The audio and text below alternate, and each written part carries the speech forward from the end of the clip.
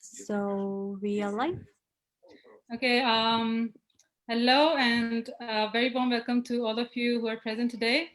I welcome you all to the very first event organized by the SCOLAR Islamabad team, powered by SCOLAR Network. For those of you who are joining us for the first time, SCOLAR Network is an association which is aimed at bringing together the young leaders from the 18 Shanghai Cooperation Organization countries. And just like the bigger association itself, whose value it is based on, the SCOLAR family also is getting bigger and better every day. And the latest series of developments in this regard have been in the arena of hub building in different cities of the SCO countries. And I am very pleased to announce that a SCOLAR Network currently is in the process of welcoming the Pakistan chapter with the opening of 3 of its hubs, which are in Islamabad, Lahore, and Karachi. So if you are currently in any of these cities and you want to get connected to these hubs, you can get in touch with the curators and be a part of the team. But if you are not in any of these cities, maybe after the call ends and you're still interested, maybe you can get in touch with me or Alina and then with the wider SCOLAR network to start the process of hub building in your own city. The Islamabad Hub, in this regard, will not only strive towards promoting the youth leadership in Pakistan, but also work towards creating a better understanding of the cultural, the societal, political, and the education environment of Pakistan. And we are aiming for it not only to be a networking platform for the youth, but also for it to be informative for the Pakistani youth. And through the series of events that we are hoping to organize in the future, and today's episode is the first of it, we wish to highlight the young leaders who are doing amazing in their field so that lessons can be learned from their experience. So we are very fortunate today to have Dr. Ammar with us, who has worked in different Central Asian countries and who also happened to study from there for more than 10 years. Currently, he's affiliated with the School of Humanities and the Universities of Chinese Academy of Sciences, Beijing, as ANSO scholar, and he's also serving as a visiting scholar, visiting professor at the Tashkent State University of Law, and he also happens to be the young leader who coined the term Central Asia Tech Law and started advocating the idea of a generalized AI policy for Central Asia.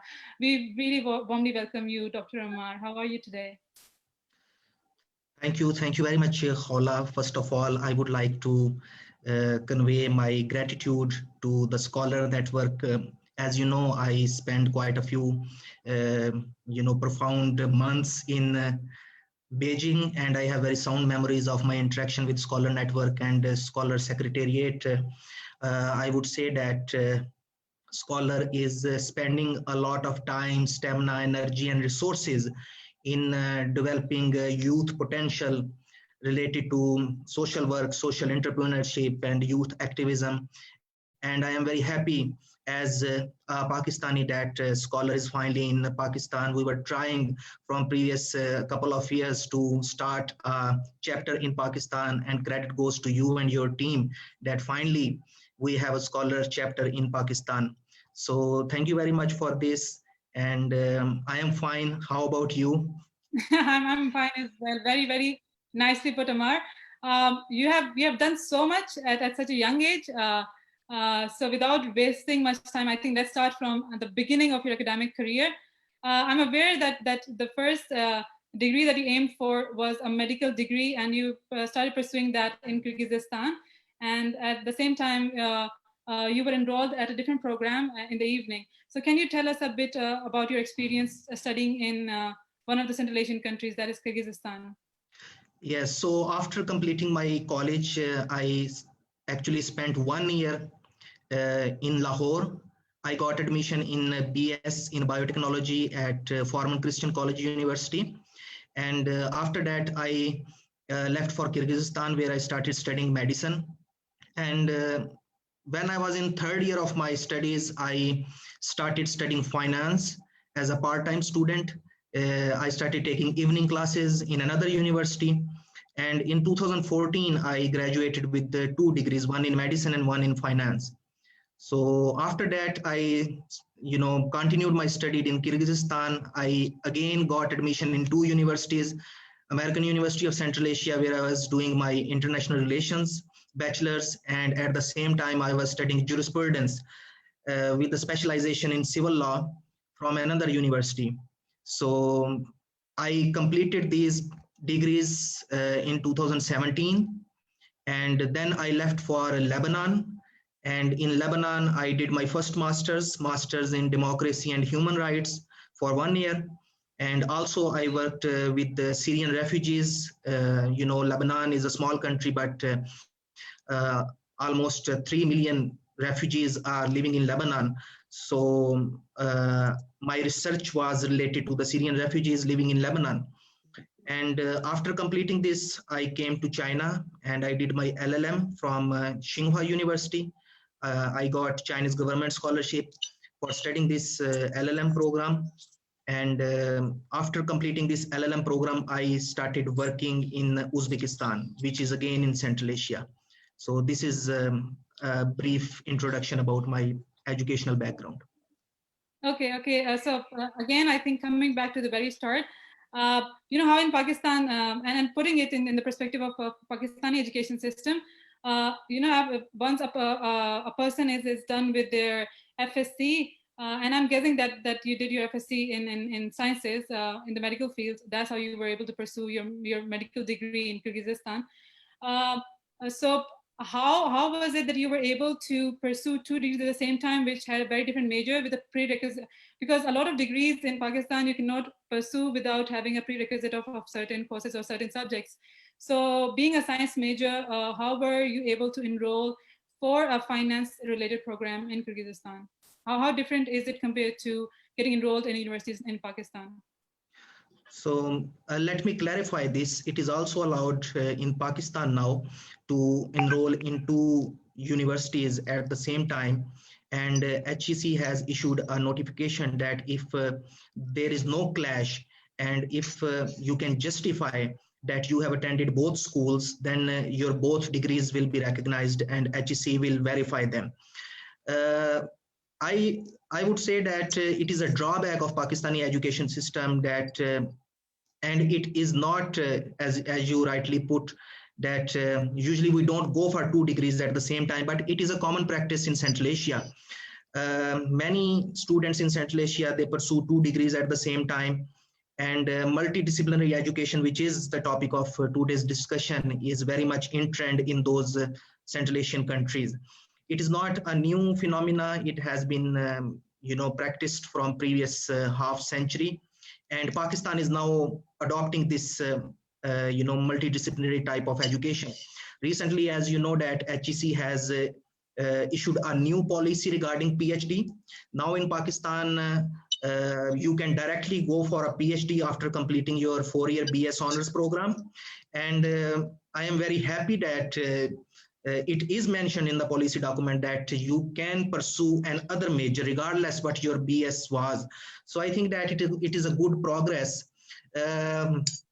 We know that we like to put things into boxes, and there are some economical and cultural dimensions of these things. Parents usually force their children to go for certain specialities, and then there is no choice from the side of system to switch and flip if a student decide at a later stage that this career is not suitable for him. But let's see this HEC's new policy, what will be the outcome of this. But in my practice, I was influenced by the Central Asian educational system. I had many examples in front of me, and this was something which motivated me to go for two majors. Very nicely put, and I think I agree with you. And, we have some background noise. You do understand, coming from Pakistani society, to understand the fact that can we have and in the Pakistani society, you do understand that there's a lot of pressure on youngsters to follow certain majors because they are deemed more prestigious than others, and medical being one of them, law being another. and engineering being the third. So there are very limited options in terms of that. And I think a lot of students from Pakistan are going abroad to pursue a medical degree.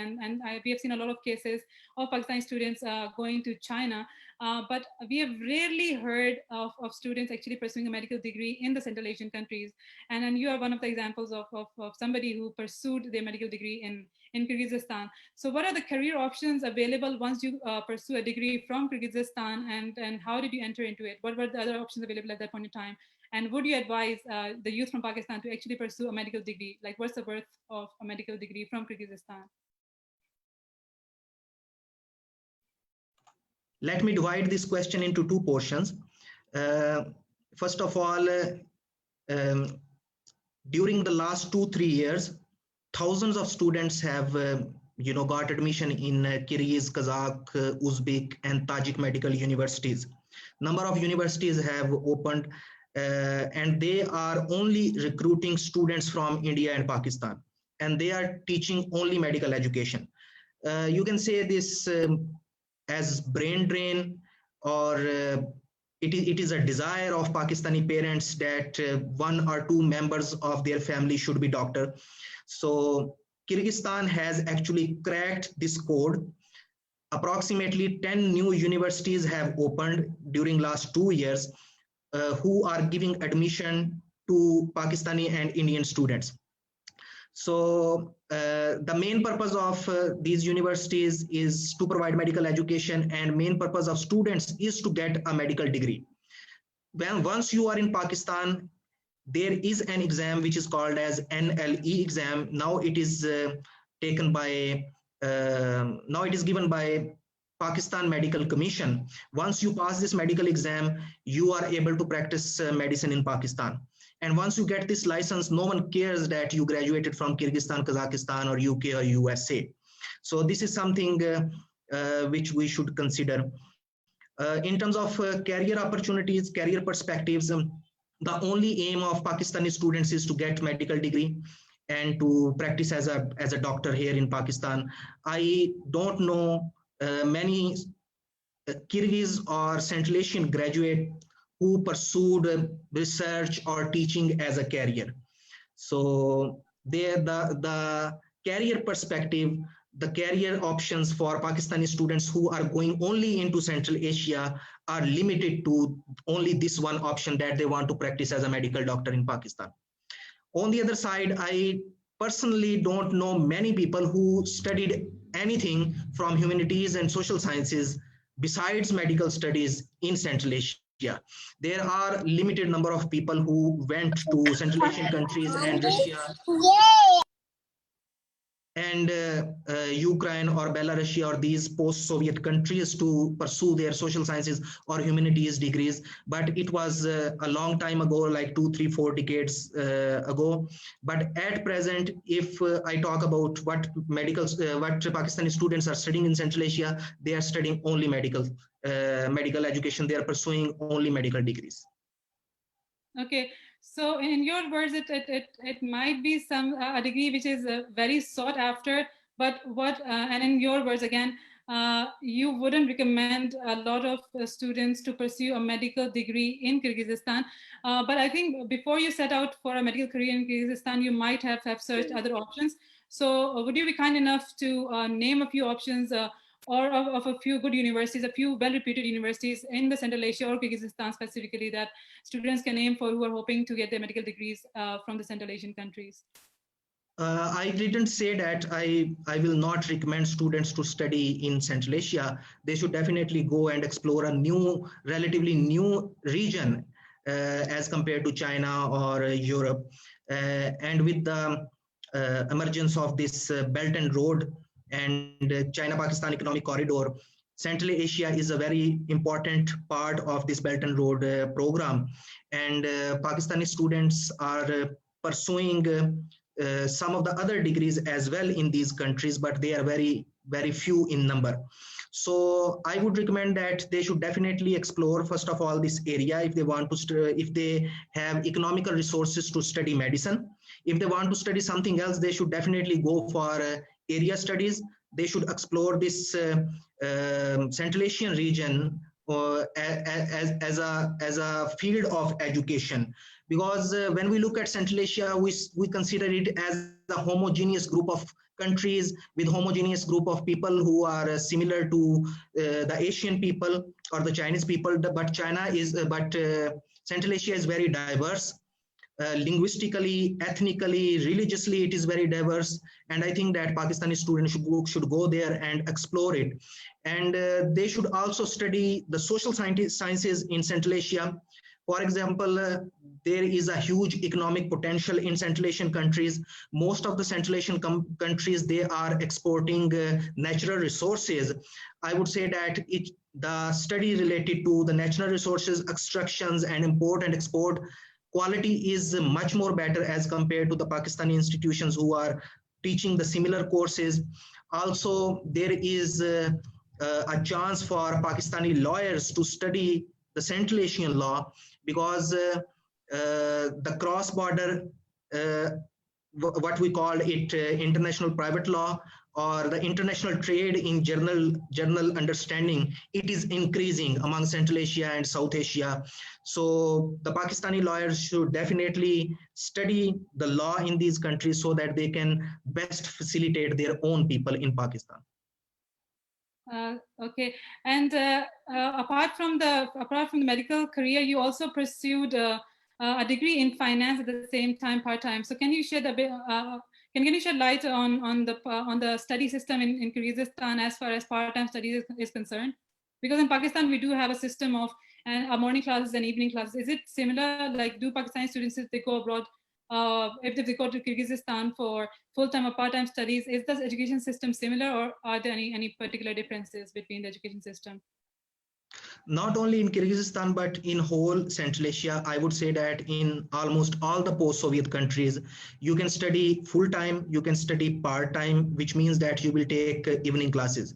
There is a version which is called as correspondence learning and distance learning, which allows you to complete your degree in the same duration, but you will not study every day. You will study in winter and summer holidays. Then you will have extensive classes like morning till evening and on weekends. So there are in terms of pursuing 2 and 3 degrees, it is very flexible system. In Pakistan also, my observations are that you can pursue 2 degrees and it is quite easy. I know many doctors, my class fellows who completed their bachelor's degrees as a private candidate, but now this private exam is not allowed. But there are some universities which are offering distance learning education, like Islamabad Open Universities and Virtual University, from where you can pursue a second degree. In Central Asia, it was not a common practice for a medical doctor, especially foreigner like me, who went there to study medicine and then he decided to pursue another degree. But it was common for the local students. Now, at this time, I know a couple of students who are pursuing 2 degrees, but they are not pursuing full-fledged bachelor or master's degree. They are studying some certificate courses and diplomas. Another aspect of Central Asian education system is that you have an opportunity to study foreign languages. Unfortunately, in Pakistan, we don't concentrate on teaching foreign languages in our institutions, in our universities. There are not many options available. Not many language courses are available, even in big cities. But in Central Asia, people have understand the gravity of situation. They know that in the globalized world, languages are very important. And all the students, they try to study at least one or two languages, foreign languages, parallel to their formal education in university. They go to the private language courses and they study another foreign language. There are some universities in Central Asia which actually teach 4 languages. Means if you are studying in this university and you want to graduate from this university, you have to be proficient in 4 languages. For example, if you are studying a university which is built by Turkish government, then you have to study the Kyrgyz language, you have to study Russian language, English language, and Turkish language. If you are studying in a Chinese or Korean university, then again you have to study the local language, Kyrgyz language, Russian language, English language, and Korean language. So I think that this is something which is missing in our educational system, and we should seriously start thinking about it. And even if you are not getting any chance to study these foreign languages in your universities, you should find the private opportunities where you can study another foreign language. This is something which we can adopt from the Central Asian education system. Your point about languages has led me to my next question, which is about the language learning once you start a degree in Kyrgyzstan. So what was the point in time when you actually, I know that you're proficient in Russian. What was the point in time when you started learning Russian? Was it mandatory for you to start your degree while knowing Russian, or are there enough English taught programs available in Kyrgyzstan for medical and social sciences and other law degrees? In all the Central Asian countries, including the Turkmenistan, where it is not in trend, Pakistanis don't go there. But in other four Central Asian countries, there are two types of programs available. First type of program is the English medium program. You can go and directly start your major in English language, and parallel to this, you will study Russian as a foreign language. The other types of programs are where you have to study 1 year Russian language preparatory course, and after graduating from this Russian language preparatory course, you are allowed to study with the local students. For example, in medical schools, there are two types of programs: Russian taught program and English taught program. Those who study in English medium students, English medium program, they are able to complete their medical education in 5 or 6 years. Those who study in Russian medium programs, one additional year, and their whole duration of program becomes 7 years.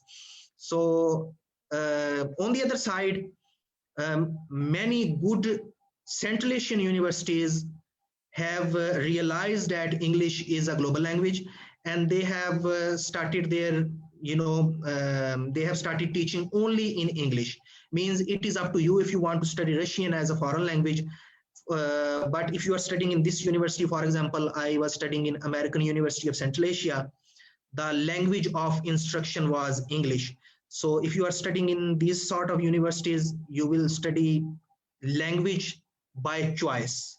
I am talking about Kyrgyz and Russian language. So there is no compulsion that you have to study the national language. It is up to you.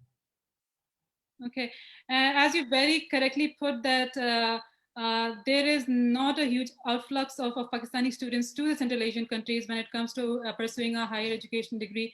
And therefore, the information regarding the scholarship opportunities that might exist in these Central Asian countries is very limited. People might know about the DART scholarship or the Fulbright scholarship to USA, but there exists very limited knowledge regarding the scholarship opportunities that are available in the Central Asian countries. Is it because there aren't that many available to begin with, or there are many, but you have to look really hard for them? So that leads to my next question. Did you finance your medical and your finance and the other degrees that you pursued in Kyrgyzstan, or are there other means of supporting yourself educationally through doing part-time jobs?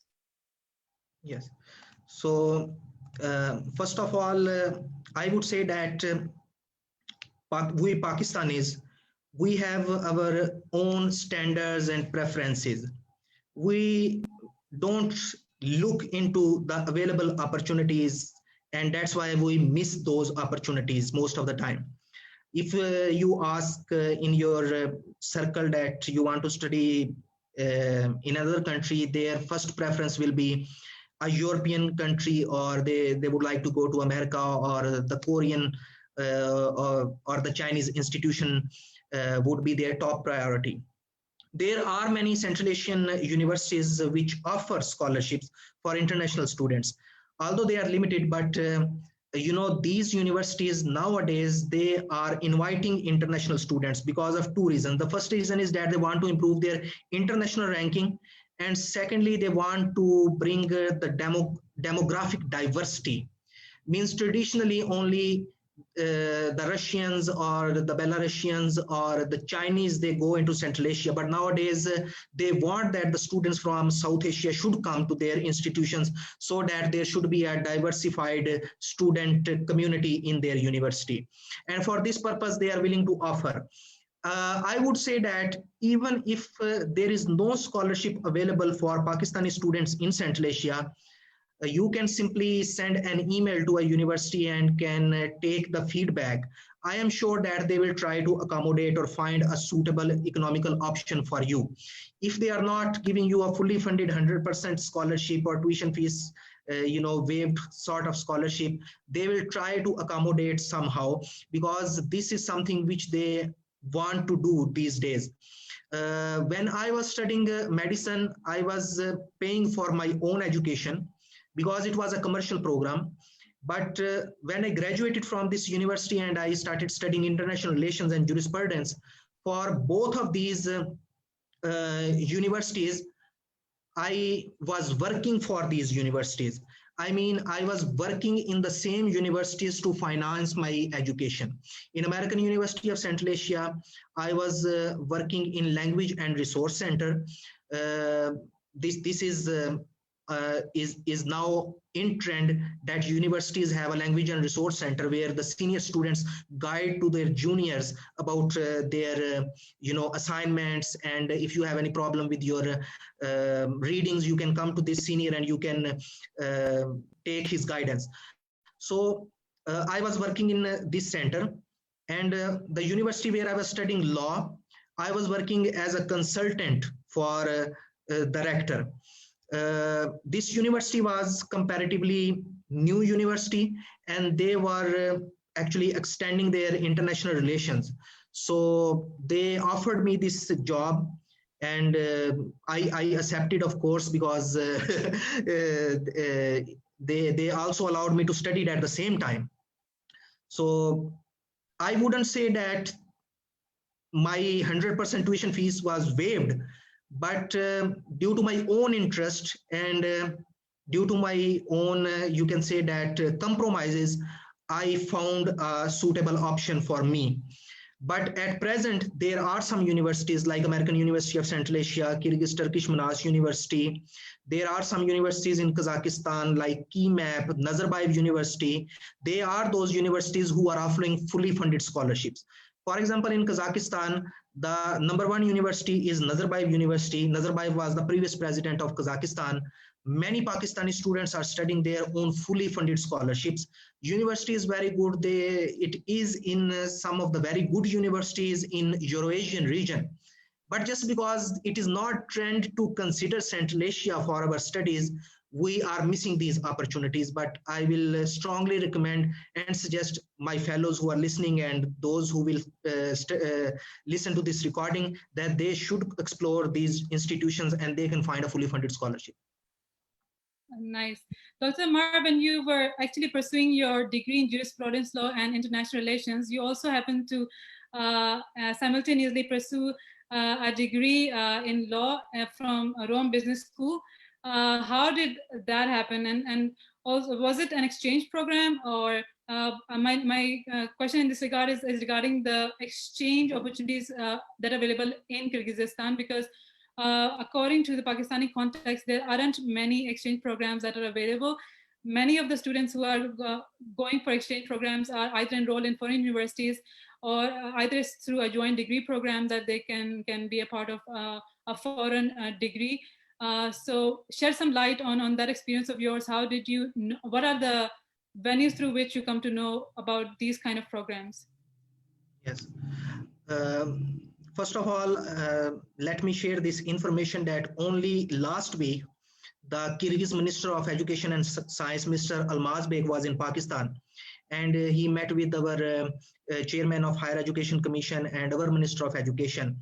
And they decided to start collaboration between Central Asian institutions, especially from Kyrgyzstan and Pakistani institutions. So there are some exchange programs available. About my experience of studying at Rome Business School, Italy, I did a master's in political science through distance learning. I went to Italy for a student conference, and there were different stalls of these universities, and one of the stall was of this Rome Business School. So I just went to this stall and I started looking at different pamphlets, and I just picked up this pamphlet which was of Rome Business School Masters in Political Marketing, which was something new for me and multidisciplinary. So I asked more about this program from the person who was standing there. So he told me that, are you interested in studying this program? And I said, yes, I would pursue this degree, but unfortunately, I am not willing to pay this amount of money what you have written on this. So he said that we need students from different part of the world, and we are willing to offer you a scholarship. So this is how I got a scholarship, just by communicating and just by showing my interest in a university. So the president of this Rome Business School, Antonio Ragusa, he was very kind to me. He said that, okay, I know that you are studying in other universities, but you can take different modules. So there were different modules. So he said that you can study at your own ease. You can just see if the module is starting and you have free time to just come and take this module on campus, or even you can study this online. So this is how I started studying this master degree as well. And I visited to Italy and Rome for a couple of times during this period. And finally, I was able to complete, the whole curricula of this master degree. There was no scholarship at that time. Now this school is also offering some scholarships, but this became possible just because I took an initiative. I just, you can say that I just sent an email. I was just standing there. I talked to him face to face, but you can imagine just that you are sending an email. So I sent an email and I showed my interest. And fortunately, university was also interested in recruiting someone from Pakistan. So I got this scholarship.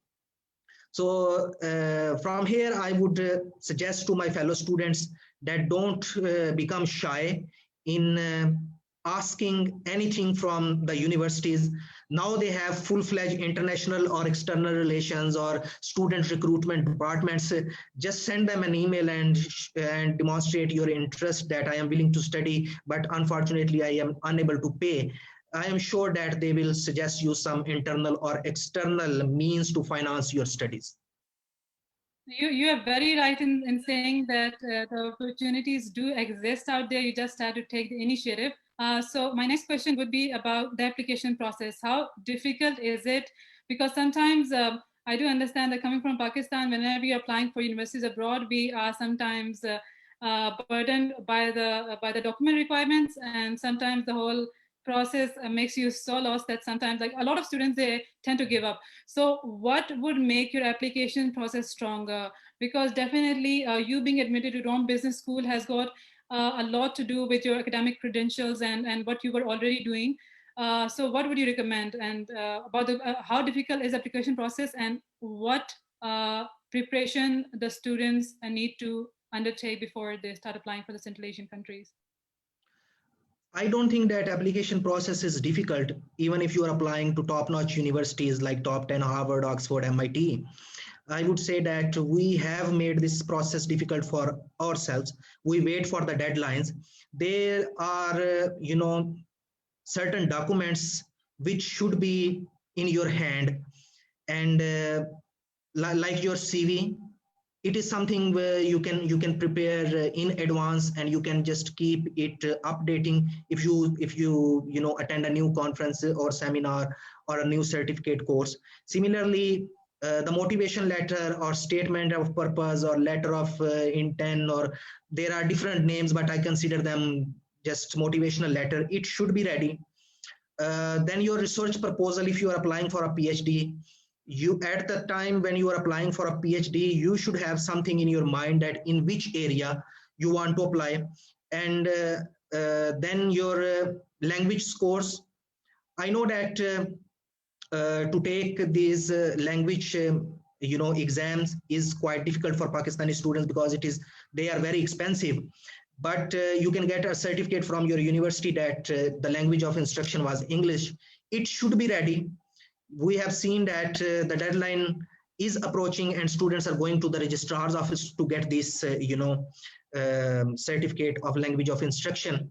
At the same time, very important part of your application is your recommendations letter. During the course of these 4 years, you should have at least 2 or 3 professors in your pocket who are willing to give you recommendation letters whenever required. It happens that very good students with 4 GPAs and very good effective communication skills, they have taken these IELTS and TOEFL exam, and they are they are able to quote some of the extracurricular co-curricular activities on their CVs, but when the times come, they are unable to get a recommendation letter from a professor because they stay in isolation and they focus only on their studies, and the only aim of their education is to get 4 GPA. So the socializing with your peers and with your professors is also very important. I am saying this because I am a lawyer. Now I am a lawyer, and your class fellows and especially your teachers, they help you a lot in your profession. And these 4 years is a time when you should strive not only to get 4 GPA, but to make good connections, because networking is marketing is very important in 21st century. So the application package consists of certain documents, and as I mentioned that these documents should be in your hand before applying to any program, and you can just simply edit it if the deadline is approaching. But if you will redo everything, and if you will rewrite your resume, and if you will start looking for the recommendation letters, definitely it will become a lengthy process. That is the reason that students, they have a desire to apply for a certain scholarship, but when they open this application, I think we are losing yes, a bit of connection with you, Dr. Ammar. Can you hear us? yes, can you hear me? Can you hear me? Yeah, we can hear you now. We lost you for a yes. while. Okay, so I was saying that many students, when they open this application, there are 7, 8 or 10 pages to fill, and because of the frustration, they just simply quit and they give up. So I think that the application process is not very difficult. You should 24 hours you should stay ready to apply for any program. Now let's try to know a bit more about your academic career. But now let's shift our focus to China. So you started pursuing a degree from Tsinghua, which being one of the best, one of the top universities in China. So what do you think is the scope of somebody attaining a law degree first from Kyrgyzstan and then later on from China? What is the scope of a law degree from China in Pakistan, job-wise? Yes. So the law degree actually equip you with 2 types of skills: the procedural laws and the substantial part of the law. So the procedural parts are different in different countries. For example, in Pakistan, the procedure to go to the court and the whole process is different, but the substance is same. For example, the murder is murder in China, in Pakistan, or in Kyrgyzstan. Everywhere, the crime is crime. So Central Asian substantial part was very helpful in my professional career as a lawyer, and this is something which made my profile very unique. Means there are not many lawyers who are specialists in Central Asian law. Similarly, in terms of LLM in China, my specialization was Chinese law. There were some Pakistani students who were studying Chinese law, but they are quite few. And now Pakistani's CPAC is a very important extension of Belt and Road program, and hundreds and thousands of Chinese companies are coming to Pakistan and investing in Pakistan. And business, the good businesses, they need lawyers. And if a Pakistani lawyer, he has information about Pakistani law and Chinese law, he can better facilitate this process. So I would strongly recommend to my Pakistani lawyers to go to Central Asia and China and study their law, so that those people, when they will come to Pakistan, they will definitely hire you. And in comparison to your peers who study some of the other specializations, not regional specialization, but the procedure specializations, definitely you will be outnumbered, you will be picked by these investors. Perfect. And judging by the fact that you studied from one of the best universities in China, it must have been really hard. And I also know that you happen to get in via CSE scholarship, which is provided by the Chinese government. So it definitely is different from applying for any XYZ university in China, because this is very competitive.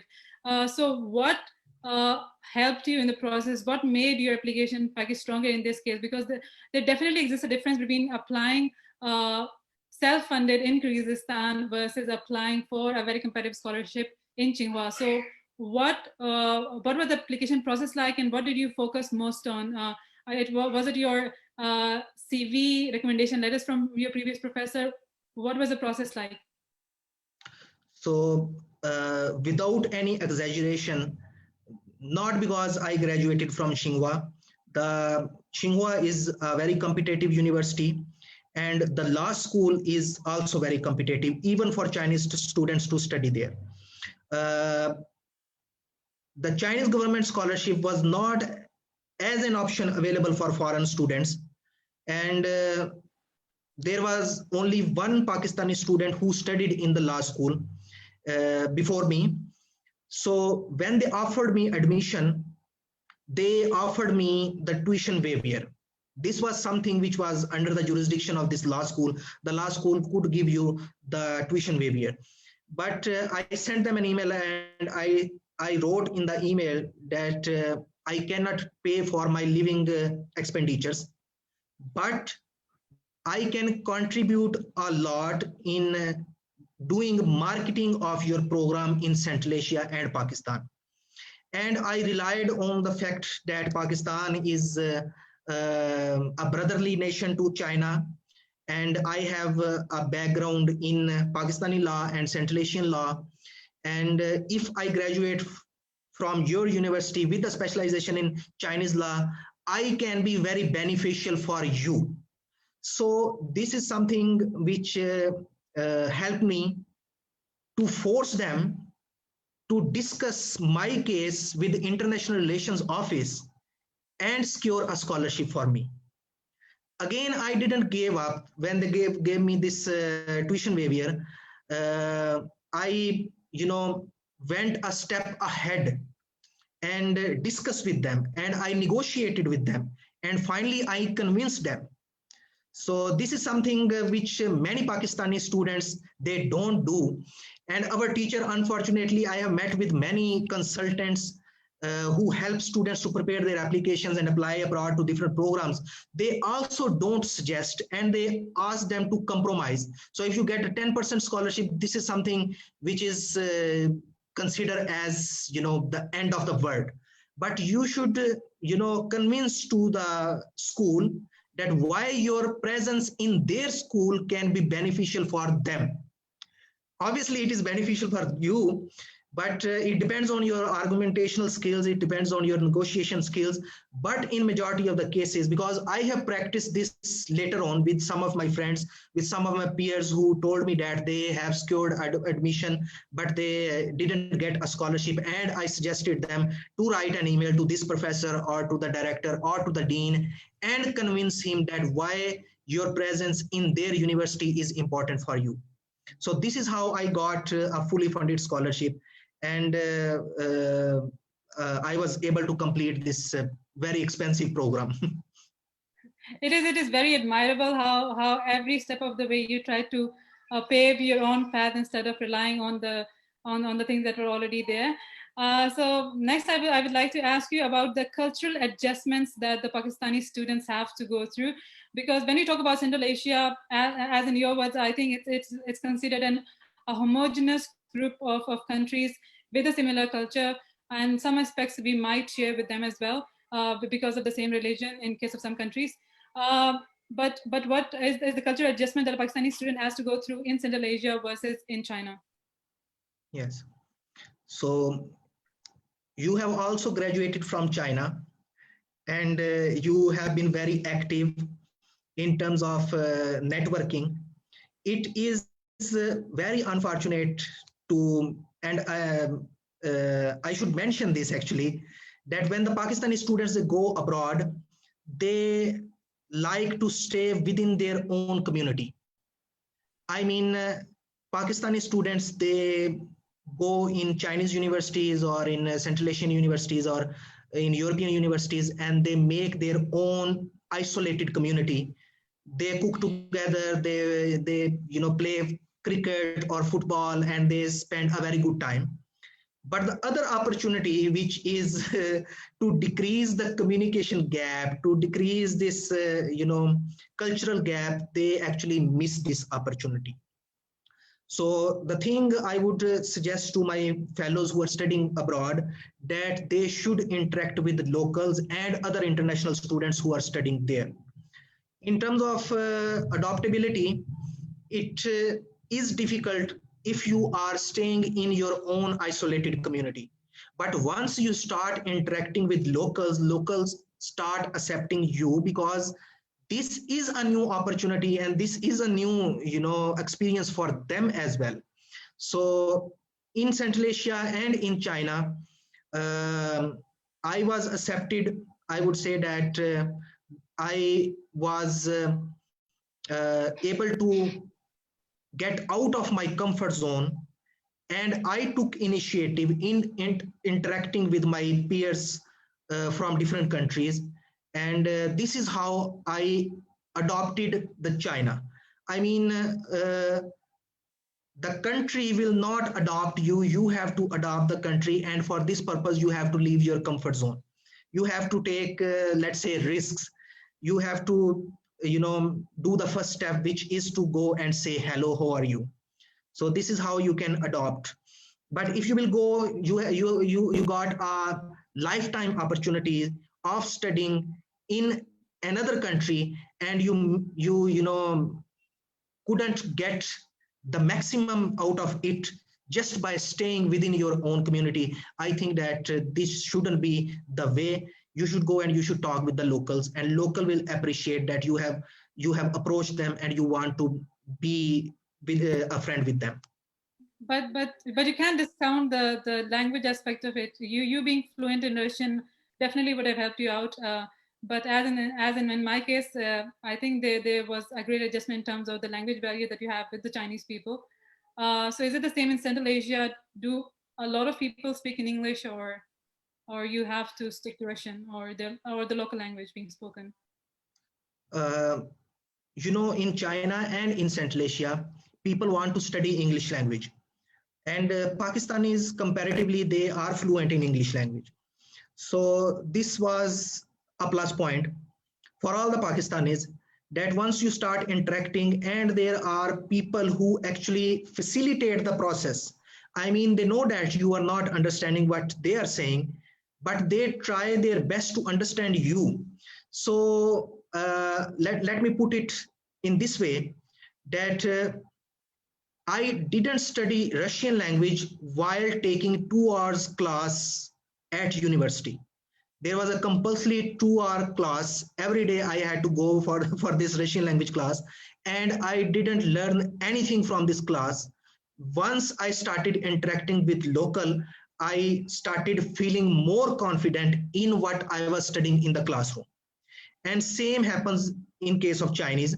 You study Chinese in your university or in a language course, unless you don't explore opportunities to practice with the native speaker, you cannot speak this language fluently. So again, I would say that this language barrier is barrier for you. You have to cross a certain threshold, and then you start understanding them.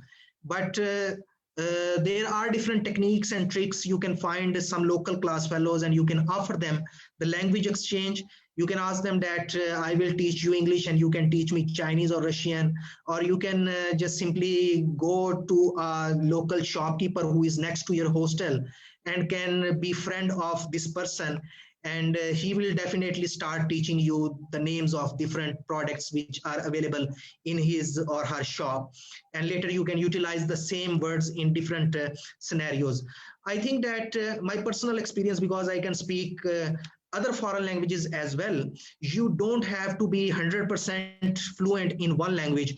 There are certain amount of words and grammatical structure. You can modify those structures and words, and you can use the similar vocabulary in different scenarios, no matter it is in formal conversation or very formal conversation. So once you cross this threshold for that language, the problem resolves and you are one of them. Ammar, you talked about the importance of networking in your career.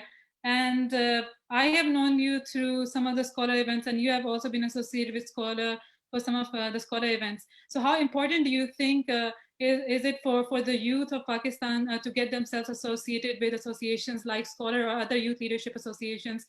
And what can these associations do for them in terms of their career progression? Yes.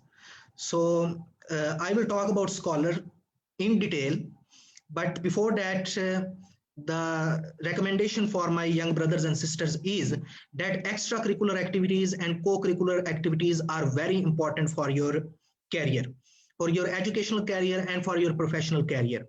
So the debates, the art and literary competitions, the model UN conferences, the cultural nights, and I think many things are happening now in Pakistani institutions. They are very important because not everyone has confidence to participate in these sort of events. The cream of the institution participate in these events, and these are the people who will shine at later stages, and these are the people who will join very high professional positions. So you should go for these co-curricular and extracurricular activities, and try to network with those people who participate in these activities. Talking about scholars, I think that at earlier stages it would be very challenging for them to invite everyone to be the part of them, but now it is such a wonderful full community that once you are a part of this network, you automatically start realizing the benefits of globalization, because Scholar is now not only relying on the students from SCO member states, but from the other countries as well.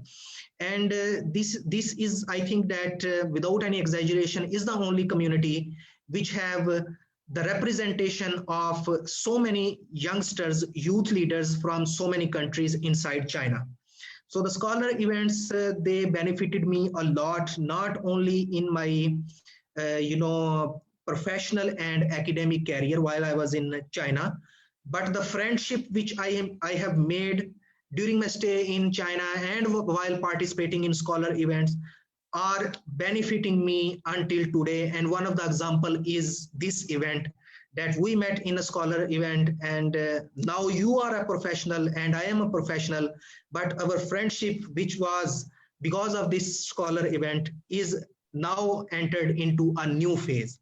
So the credit goes to the Scholar, and now they are spreading their tentacles on different part of the world. People are coming together, joining hands, sharing ideas, and this is something which was the original aim, to promote the culture of dialogue and to bring the people from different SCO countries together on one platform. The professionals are interacting in real SCO events, and we youngsters, we have a chance to interact on these sort of events thanks to the Scholar. That is definitely true, and that is the hope with which we are moving forward and making the Scholar Network bigger. Now, in the favor of time, because we have very limited of it left, I think we should move our focus to the last question of today's event before Yes. we open the floor to the question and answer by the audience.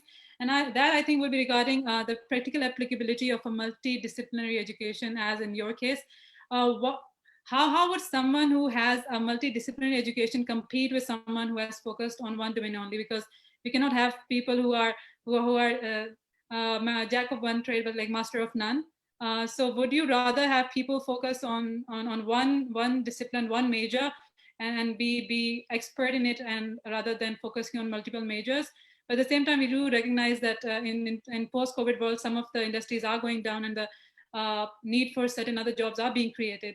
So how do you think the multidisciplinary education would play out in the modern era, opposed to what we were used to before, in which people were just pursuing and focusing on one domain only? Yes. So first of all, I will just give a hint. Uh, I talked about it, which was thinking outside of the box. So we should start thinking outside of the box. Coming towards the multidisciplinary education, unfortunately, we didn't talk about it much, but multidisciplinary education in American educational system, it is called as liberal arts education. So the liberal arts education is that you should know everything of something and something of everything, which means that you should know everything of your major, what you are majoring in, and then you should have information, a little bit information of every other field. The Central Asian system, educational system, was based on this multidisciplinary education. In Pakistan, some universities are providing this multidisciplinary education in which students have a chance to major and specialize one area. At the same time, they have an opportunity to study little bit of other fields. What is the applicability? Let's talk about, as you mentioned about COVID. COVID was a purely a medical phenomena, but we have seen that this COVID has impacted not only on our health, but our economical condition, our political condition, our psychological state of mind. So a doctor who is a specialized doctor in infectious diseases and specialist of COVID, he should also know about a little bit about psychology, economics, sociology, and other areas of life, so that he can better approach to this issue of the COVID. So I think that academia is becoming multidisciplinary, the profession is becoming multidisciplinary, the professionals with different backgrounds or multidisciplinary or interdisciplinary or transdisciplinary backgrounds are being appreciated by very big companies. In Pakistan, if this thing is not in trend, I am sure that in upcoming years, they will realize the importance of this multidisciplinary education. And in more academic term, multidisciplinary education is not getting different degrees. Multidisciplinary education is to looking at a single thing from the perspective of different disciplines. I think that this is something which can be done by anyone without getting a degree. For example, you are a lawyer, but there is no problem if you study finance or if you study politics or if you study literature. This is something which will not only help you in your professional career, but as a human, you should have information about everything what is happening all around you. So multidisciplinary education, uh, the message which I want to give is that you shouldn't worry about getting a formal multidisciplinary education as I pursued. I mean, I got different degrees, but if you can afford, definitely you should go for it. If you cannot afford, there is no monopoly of anyone on education. There was a time when you have to go to the university or you have to go to the teacher to get education. But now there are thousands of channels available. YouTube is such an important resource. There are numerous websites. Books are very cheap. You can just go on internet and can explore a new area for your own interest. I know many doctors and lawyers who are proficient in their own specialty, but at the same time, they have interest in artificial intelligence or coding or statistics. And then they combine these two areas and producing very good research papers with empirical research in them. So this is something which is future, and this is something which we should take seriously, and we should make it easy for ourselves. And I told you the methodology, that don't worry if you don't get admission into a second degree, just start learning something new by yourself, and you can do it for free of cost. Very, very wisely put. And incidentally, we had an event earlier with Mr. Suhail Naqvi, and he also echoed what you just said. And in his words, he said that the boundary of a new domain can be pushed in any direction. And I think that's what your advice is to the youth for today. So I think it's high time that we are very near the end time. So I think we'd be picking up questions like 2 or 3 questions, but the people who were not able to get their questions answered need not worry, because we have built up a separate networking group. We are calling it a SCOLAR Islamabad community group, where you can get your questions answered from Dr. Ammar. So if you feel comfortable in asking the question yourself, maybe you can unmute yourself. I saw earlier Shahryar had raised his hand. So if Shahryar would like to unmute himself and ask a question. Yeah, so the question that I wanted to ask was partially answered by Dr. Ammar. It was about getting a multidisciplinary education on a formal basis, because being an undergraduate student, I feel like it you know, the number of things that I am interested in, for example, would mean me studying different things all of my life, getting different degrees all of my life. But then I think it's not that feasible. So but I think Dr. Ammar has answered that partially. You don't need to study things formally. So that was my question. If you'd like to add anything, Dr. Yes, Dr. I would definitely like to add that being an undergraduate, there are some things which you can improve while staying in university, and these are some of the very important procedural matters. For example, time management, self-management, communication skills, networking skills, problem-solving skills. We have seen people in PhD, they are unable to do a presentation. They are very proficient in writing scientific papers, but if we ask them to present it in front of 50 people, they are unable to do this. Yes. Then Khawla asked me about adaptability, how to approach people and how to start a conversation. Yes. And in general, the problem solving skills. I think these procedural matters are very important. These are the skills which you should focus on while you are studying in university at undergraduate level. When it comes to substance, I mentioned already that don't worry about studying law or economics or finance. Books are there.